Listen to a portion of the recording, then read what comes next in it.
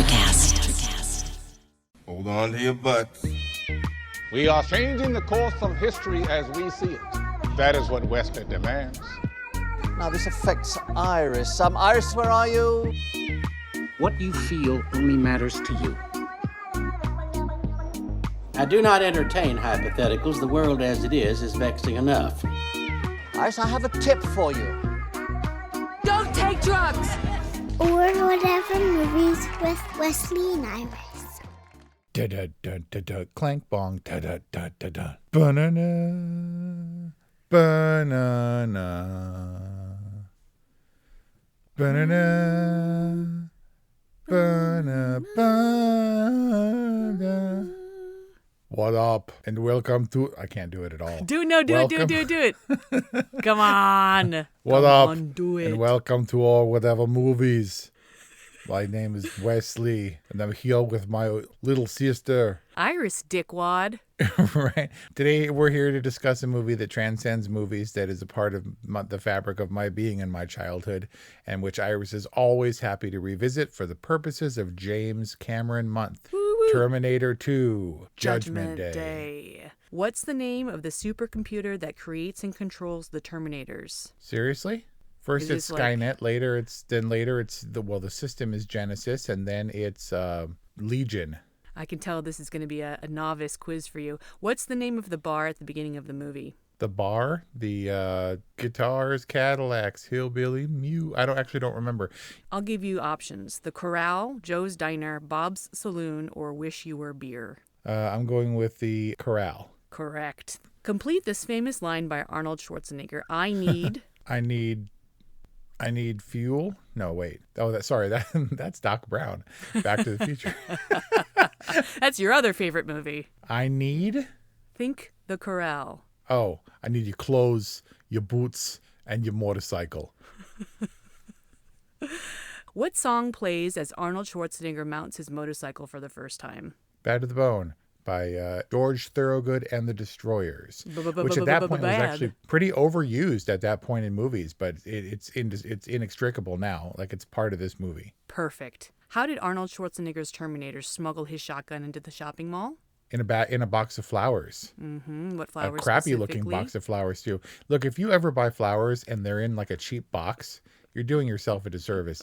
It's like buying them from the grocery store and leaving that janky plastic around it with the price tag. You could take it up a level by including a bear with an I love you heart pillow, or maybe some Russell Stover's chocolates. What type of Terminator does Arnold Schwarzenegger play in the movie? 800 model, one of the more advanced models for the time of Terminator, but certainly way behind the curve and nearly obsolete in Terminator 2. Specifically, he's a Terminator Model 101 of the T800 series. Versus the advanced prototype T1000, right? And the, not to be confused with the awkwardly named T1 in T2 3D Battle Across Time at Universal Studios. That's just overkill, right? It's like Paloma being like, Paloma, how many do you want? And she's like, infinite. It's like, come on. Infinite. And I wish to consume them in the Tesla. But T1 million, isn't that just overkill? Yep. And it was sparkly. Wow. At least the chick Terminator wasn't sparkly. Is that inappropriate to say, chick Terminator? Isn't chick Terminator better than her official designation, which was TX, aka the Terminatrix? Debatable. Okay, Robert Patrick tried to imitate an animal's head movements to help him get into the role of the liquid. Wow, good job, American bald eagle. While escaping from the mental institute, Sarah Connor breaks Dr. Silberman's arm. She then says, there are X number of bones in the human body. 215, which is incorrect. You broke my arm. Isn't it nice to see Dr. Silberman get his comeuppance? Yep. He appears again and again. I think he's in Dark Fate and Terminator 3. Wow. So what is the correct number? 206? Oh, really? But there's a series of bones that I guess are separate, and then they fuse as you grow from infancy. Bonus question, what song are they rocking out to on Tim's boombox? You mean when it wasn't actually playing on the boombox, but he had to pretend like he was rocking out? So Tim inexplicably goes, meh, while they're writing. Yep. Many choices for that song. Ultimately, Arnold Schwarzenegger chose You Could Be Mine from Guns N' Roses. What is the name of John Connor's pet dog? Max, Wolfie. That's what the Terminators in John Connor's voice called him. So amazing. I tell you, if there's any listener out there who has not watched Terminator 1, Terminator 2 makes so much more sense if you watch Terminator 1 first. Because I watched Terminator 2 100 times before I realized that the dog barking was significant. And it blew my mind when I watched Terminator 1. Yeah, they use the dogs to track, the other Terminators or to identify them. I just thought it was a barking dog. I don't honestly remember which one I saw first. I'm sure I saw Terminator because I was over the moon jazzed about seeing Terminator 2.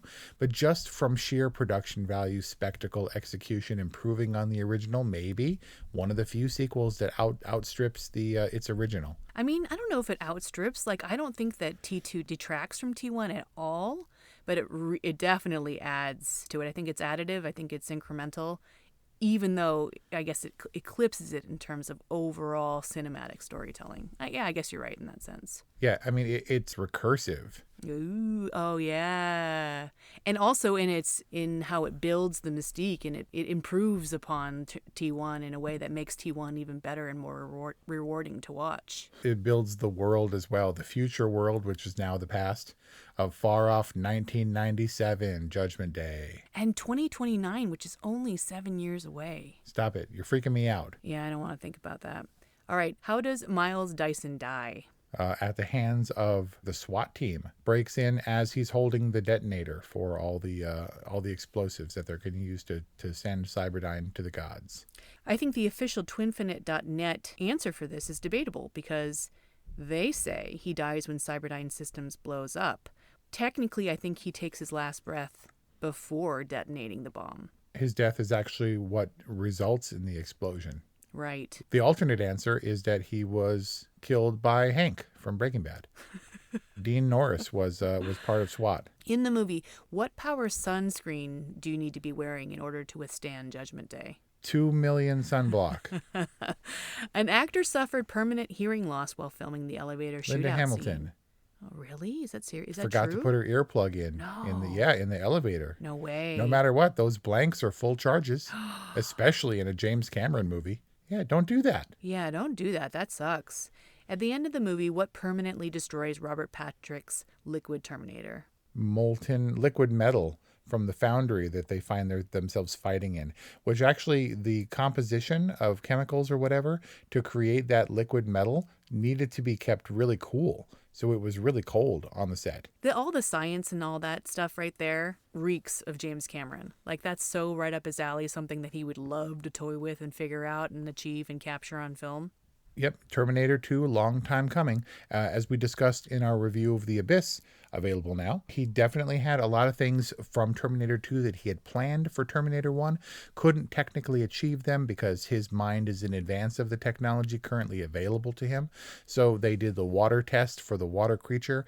Not sure how those aliens turned into the water tentacle thing, but whatever. It was a good test for Terminator 2's liquid metal effect. I remember being in the theater on opening weekend and hearing people gasp in the fight where he doesn't even have to turn around. He just morphs around. It blew our minds. People yelling in the theater. You talking about when he gets thrown up against the wall face first and then he appears face forward? Or Arnold punching him in the head and then the head becomes his hands? How do you fight that opponent? Blown away. I think special kudos to the VFX team for T2 because I believe that they realized James Cameron's first vision ever of the Terminator, which was of the T-1000 emerging from flame. That was the fever dream image that woke James Cameron up in a pool of sweat where he frenziedly wrote down his initial idea for the Terminator. But we digress. How many Oscars did Terminator 2 win? I think it was nominated for 6 and won 4 or 5. It was nominated for a surprising amount. Of course, they were the technical Oscars, but it did win a handful. I'm going to go with somewhere around 5. Your final answer? 4. Correct. Best makeup, best sound, best sound effects editing, and best visual effects. Last question. With the movie's domestic box office. Highest box office of all time for an R-rated movie. I think this was the first movie to gross $300 million at the box office. Correct. Sorry, was that the answer to your question? Yes, and then some. Although I don't think that it's fitting to end this quiz from twinfinite.net, thank you, Twinfinite, with a box office thing because, yeah, that's cool. And, it's real validation for James Cameron and his emergence as a blockbuster filmmaker. But is this film's impact? I don't think this film's impact was its box office success. No, of course not. But it's indicative of its impact on culture. It is very tech and effects heavy. It ages pretty well. There was a 4K re-release recently where James Cameron fixed a number of mistakes without adding more problems to it, as George Lucas arguably did with the original Star Wars when he did the special editions. But holds up pretty well. And as you said, it's a kind of a joy to revisit. I think about this movie almost every day. Wait, seriously? Well, in some form, it's so... there are movies that touched me that I watched that were fundamental. We talked about it. We reviewed most of them, the Stand By Me's. And this is something apart from that. It is the greatest action movie ever made. And released for your benefit at one of your most impressionable ages. You were all of 14 at the time? 15. This movie premiered on my 15th birthday in a sneak preview the night before opening, and it was at 10 p.m., and Mom wouldn't let me go to Del Amo Mall to watch it.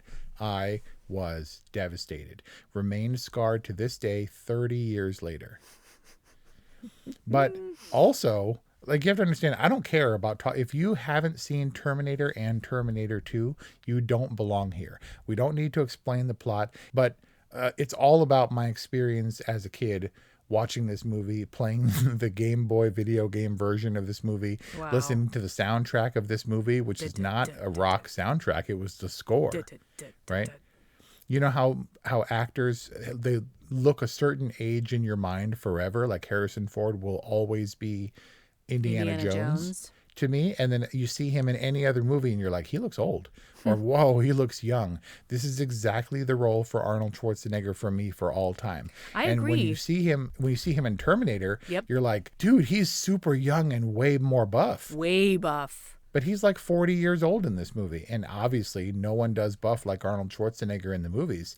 But still, this is the ideal exact age for him. Yeah, I thought that this was his prime. Preeminent Arnold Schwarzenegger. Also, arguably the pinnacle of form for Linda Hamilton. And sadly for Eddie Furlong. Ooh, ouch. Life is hard, but finding a really great podcast makes the days go by so much easier. Hi, my name is Blue Telusma. I'm a writer, an emotional intelligence coach, and the host of Humanize with Blue Telusma, a podcast where we believe that when you humanize everyone in the room, a great conversation is almost guaranteed. Join us every week here on Electricast as me and my guest co-hosts unpack big topics and interview even bigger personalities with a sense of humor and a dash of mischief. If you're looking for a new best friend in your head, we've got you covered. Electricast. Robert Patrick was later in the X-Files and a few other things, and he never looked as young as he does here, in perfect form, and worked out a bunch and learned how to run without showing fatigue on his face, and could catch up to Edward Furlong on his dirt bike and stuff, so he had to dial it back. Menacing and terrifying as James Cameron's original version of the everyman Terminator was intended to be. Oh, right. Yeah, he doesn't need... Plus, we were also moving away from the super buff. Like, that was this 80s, early 90s convention thing that, slowly started to transition to, the Jogo Lev superheroes of our time. And Arnold Schwarzenegger was definitely buff and scary in Terminator, but he was obviously muscled, whereas Robert Patrick never gets out of that slim-fitting police outfit ever. No, that's not true.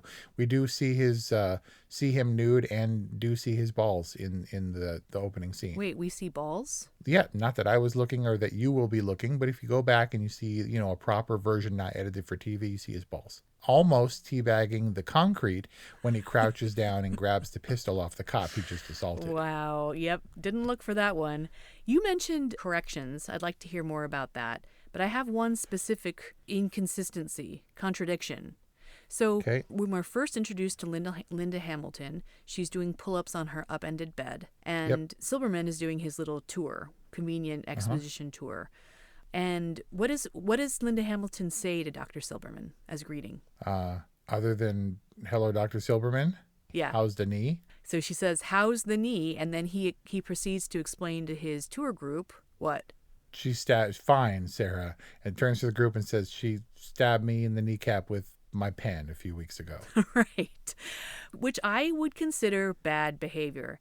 But later in the review, where they show the crazy tape of her going crazy, she has been, quote unquote, on good behavior for 6 months and is under review. And Silberman agrees. Like, yes, your behavior has improved. Is he completely, is it like selective amnesia on the leg stabbing with the pen? No, I think that's a pretty good inaccuracy or continuity thing, because he also says, I don't like to see the patients disrupting their cells like this. She's doing bad things and she's scary looking and buff, but we need to sell that moment for her being, I mean, when you compare her, there were a lot of scenes that didn't, we flash back and we see her as younger, which is actually her sister who didn't get all buff. What? And, yeah, her twin sister. You know all about that. We talked about it before, right? Wait, I don't. What? She's a twin? Yep. I don't think I knew Linda that. Hamilton's twin. We just lost her last year. There was no statement made about her or anything, but she plays original, young Sarah Connor at the playground. Right, when buff, refined Sarah Connor, like all sleek and soldierly, comes and witnesses the nuclear explosion. I'm not saying I have this movie memorized. I'm saying I've watched this movie countless times. It's a background movie because when the special effects stuff is coming up and you can look up. But I was totally energized by this movie. I saw it a number of times in the theater. Because I couldn't find a ride on opening weekend, I walked, I think it's 2.5 miles or something to the theater, and saw a late showing, and then was walking back, I was all jazzed, and you're like, dun-dun-dun-dun-dun, and you're like hopping over stuff, right? And running around on the street. And somebody drove by on the corner of Sepulveda and Crenshaw and leaned out of the car and fired a bottle rocket at us. Oh my God.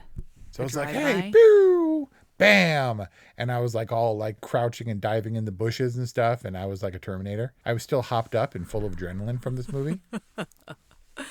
I got drove by. I don't know what the past tense of that.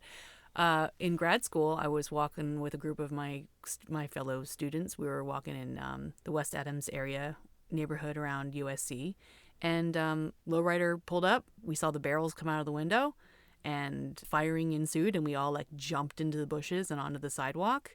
And it wasn't until after we found out it was paintballs, but it didn't matter because that was freaky. Wow. Yeah, that's like, it's a federal offense or something now. It's a felony. Paintballing. Plus, paintballs hurt. Yeah. Have you ever actually been hit by one? Yeah, definitely. Speaking of, do tear gas bullets or pellets hurt?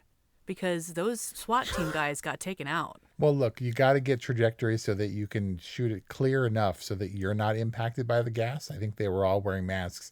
But yeah, it seemed to suggest that shooting him in the back, just the projectile itself, launched him in the air through the hallway. Right? I was like, whoa, tear gas like bombs must be gnarly. Okay, what I noticed, I was genuinely looking forward to reviewing this and getting fresh and current on it. And I noticed in this viewing just how funny James Cameron is, or just how funny this movie is. You know how we talked about how The Abyss was like the ultimate preparation for the amazing work that he does in T2 and Titanic? Yep. I feel like this movie was James Cameron dialing in on where action meets humor, because it's peppered in throughout. 4 moments in particular stuck out to me, and I'm just gonna use one or two words to describe each one, and then you gotta flesh it out for me, okay? Okay. Sunglasses. Yeah, that's a recurring gag, but in this case, he takes it off of the biker he takes his shotgun away, and the biker thinks he's going to die, and then he just takes the sunglasses, which prompts bad to the bone. So good. And then he gets elbowed in the face by that medic. Yeah, the lady at the state hospital. Yeah. And then she gets pushed away by the face, which apparently knocks her out. I didn't put this on the list, but speaking of that scene, no better reaction shot ever than Silberman's when he's watching the little tube. pen, Oh my right? God. The cap from the syringe. I mean, talk about front row seat to like the throwdown of cinematic history. Right? I mean, he must have chalked it up as a hallucination or something, right? Like, did I get some of that liquid Drano in my neck? Is this Right. what's happening? Exactly. Okay. Model citizen. Model citizen was when she jumps across the table and says, "We're all going to die," and tries to strangle him. Because you're the one living in a freaking dream, Silberman. Because I know it happens. It happens. It's a great button. Silver mannequin. The gag where that was a leading gag. Like, we didn't have any concept of the metal liquid Terminator at that point. And he throws Arnold Schwarzenegger through the window, which I don't think stopped him or anything, but he decided it was time to turn away and keep going after John, and catches a glimpse of that silver bald mannequin, which he gives a dirty look to. That's the best dirty look. And it's so subtle. And do you notice people were like taking pictures of Arnie being thrown through the window? Yeah, because we have to compare it to the pictures taken in 1984 in the police station in the original Terminator. That dude, the guy that was taking pictures, was the co-screenwriter and also the person that Arnold brutally carjacks in Terminator, which hence the kind of recognition on his face. Oh, interesting. So he makes two appearances as two different characters? I think he's the same character. It's the same person.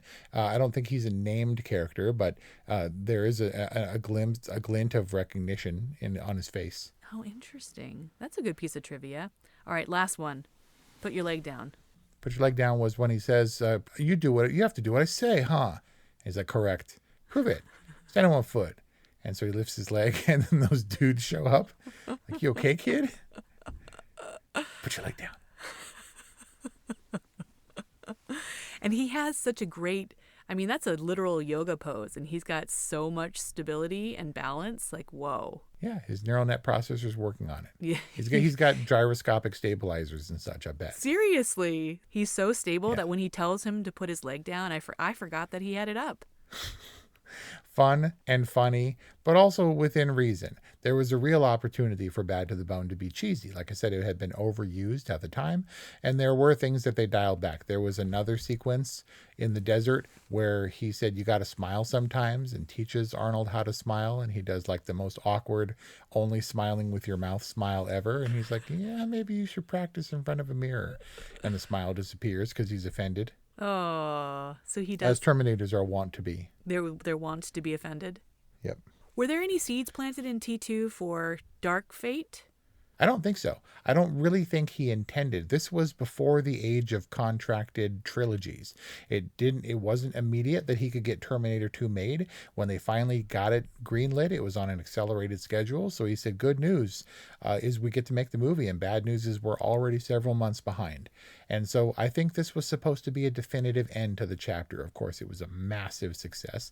And he has, of course, learned, because Avatar 2, 3, 4, and 5 are coming.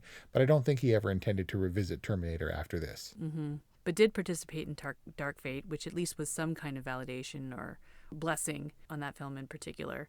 I've kind of dominated this conversation with quizzes and lists and things.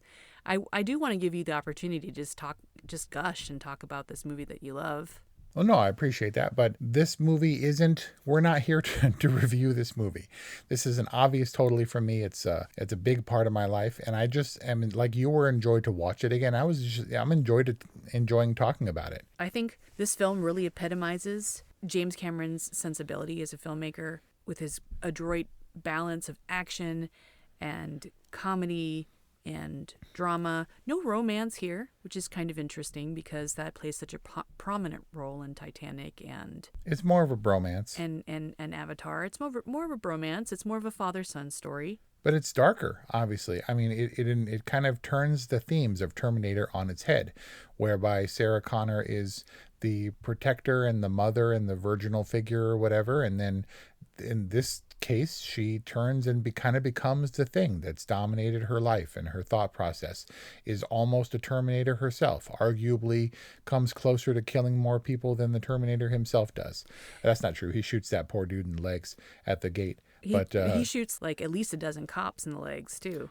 Yeah, he walks and just clears out the SWAT team in the lobby by shooting them all one after another. It's like whoever the medic is on set for SWAT or whatever, it's like medic, and like they're all screaming at the same time.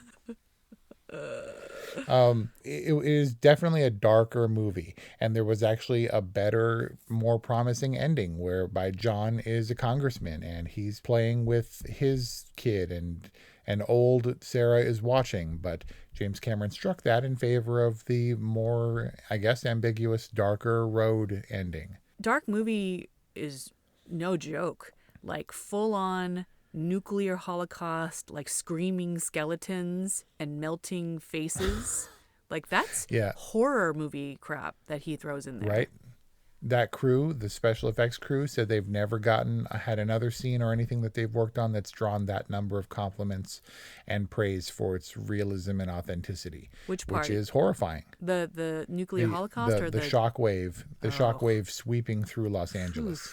Rough, blowing dude. buses and buildings away. Yeah, rough. Really rough. But humor interspersed throughout, kind of necessary, because this was a movie that was really dark in its themes, fantastic in the way that it was shot and everything, but also a movie despite being rated R, also a movie that had legions of young fans and action figures and stuff. Like rated R movies with action figures. That's weird, right? Actually, not today, in today's collector kind of thing. Yeah, exactly. But I guess if I want to talk about anything, it's just also that Terminator 2 happened in my area. It happened in Los Angeles. Some of these things were familiar to me.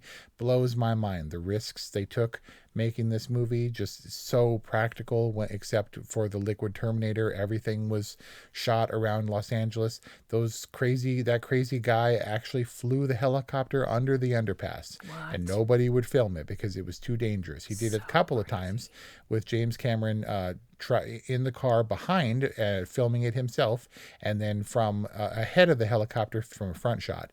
That all happened in Terminal Island in Long Beach. Happened all around LA and stuff, and that was super exciting. It made it feel strangely real. And a big, huge, ambitious movie that I think is, like you said, the sweet spot for his kind of emerging and understanding, blending humor with action and executing it kind of perfectly. I compare this to Inception, which is, in my mind, the best and most delicate Christopher Nolan dance, because he came from the small stuff like Memento, which can be, I guess, compared in a way to James Cameron's Terminator, and is a little bit twisty and involves the future and the past and how those things intermix and stuff. And then he came to perfection with Inception, which is the Terminator 2, and then he kind of went slightly off the rails, away from himself. After that, he did Interstellar, which was great, but hugely ambitious and complex, and nothing more so than Tenet. But this is when it's still dialed in and relatively contained and extremely effective. So effective. I mean, he makes T2, the direction of T2, look effortless. Nothing sticks out to me as being other than in service of the story. And it's all, right. But it's fun, and there's great attention to detail. Like when Brian and I watched this film months ago, just, on a wild hair, and T1000 steps on T800's sunglasses in the asylum. It's like this weird, incredibly emotional, completely unnecessary, fantastic detail of storytelling. Yep, just because he crushes him later. Yeah. And the sunglasses were artifice, right? It's not about the presentation, your preconceived notions. There were people going into this who believed that Arnold Schwarzenegger as the T-800 was still the bad guy. And if you watch up, it's played entirely until he actually acquires John of what's happening. Right. One of those things you can't get back, having seen it multiple times, that experience of the twist there. James Cameron pulled off the greatest action movie of all time with a kid front and center who didn't muck it up. Yeah, Edward Furlong, great squeaky voice, fantastic hair, really really emotive, didn't get in the way. is pretty badass. Like when they're in the car and they're reversing through that parking structure and he's like their backup ammunition guy. Like he's perfectly in sync with these adults. Yeah, well, he's been trained, poor kid. He's ready to go. But it's not that he just doesn't get in the way. He's the emotional heart and soul of this film. Yeah.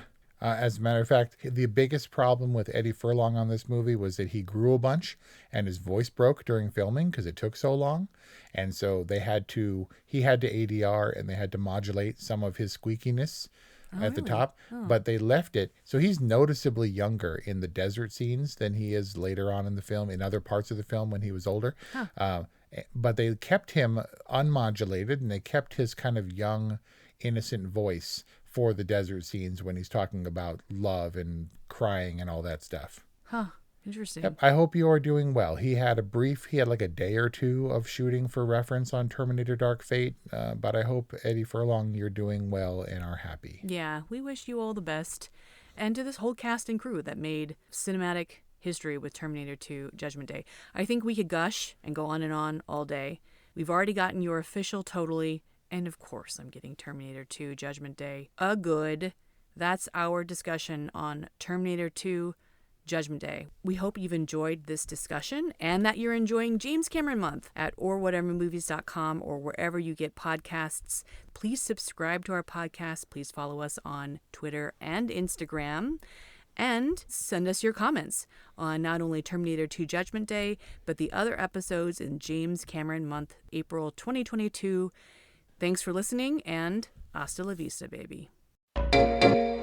Hey there, fabulous souls. I'm Stephanie Baklaan. And I'm Eden Alpert. And we're the hosts of the brand new podcast, Unapologetically Fab. Get ready to join us on an amazing and real journey as we dive into life after 40 and own it. We're all about changing the narrative, leaning into who you are, and living a life by your own design. Join us as we embrace life unapologetically and redefine success. This is Unapologetically Fab, an Electric Cast production. See you there. Electricast. Miles, are you ready to record our promo for Season 2 of the Wanna Bet podcast? David, have you ever seen a grown man naked? Miles, we're not here to quote lines from Airplane. We're here to tell people that Season 2 starts August 18th.